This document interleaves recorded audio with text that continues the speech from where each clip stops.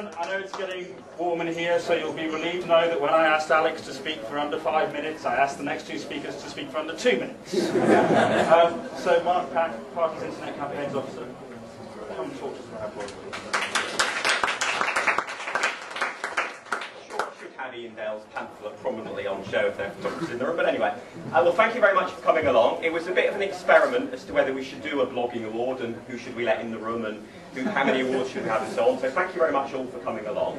And obviously the whole essence of blogging is that it's not something that's official and central and top down or anything like that. But I think hopefully what we've managed to do this evening is give good Lib Dem bloggers a bit more profile, bring people together so you can have a chat and have a good time. And if anyone has got any suggestions for what we do with running this competition again next year, maybe having more categories, perhaps even in the spirit of the internet, having an online poll that you can all busily get your readers to try and rig. Maybe having air conditioning. A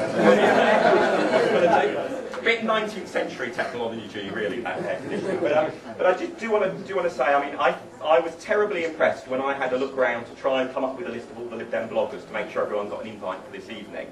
I reckon the number of Lib Dem blogs there are out there has roughly trebled in the last 18 months, which is a truly impressive rate of growth. And I think we saw through things like the leadership contest earlier this year how it means far more people, members and supporters and the wider public, can engage and feel that they are part of what is happening in the party in the widest sense than they would have been able to do otherwise. Because nowadays, if you see, for example, Nick Robertson on the TV saying something that you think he's got wrong, or Adam Bolton on the TV saying something you disagree with, you can actually go to their blog and you can post a comment. You don't have to be one of the select elite few who know their mobile phone numbers.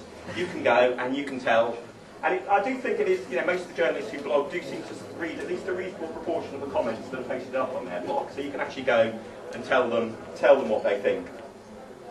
One of the things I think that will be interesting to see how it sort of changes or develops possibly over the next year is I think a lot of people feel that blogging is very much them commentating on something, that they're expressing their views, they're putting them out there, letting people see what they think.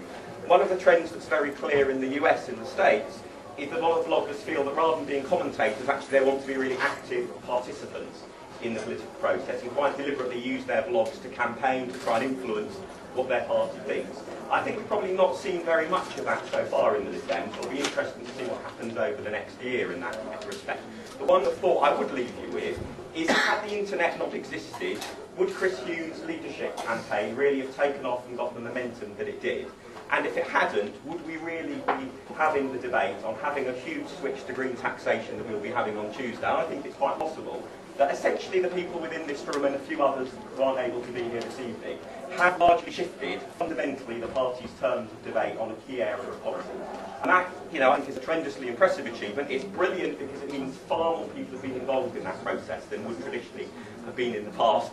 And as Rob says, I think if that process continues, we'll definitely need a room with air conditioning next year. Thank you very much.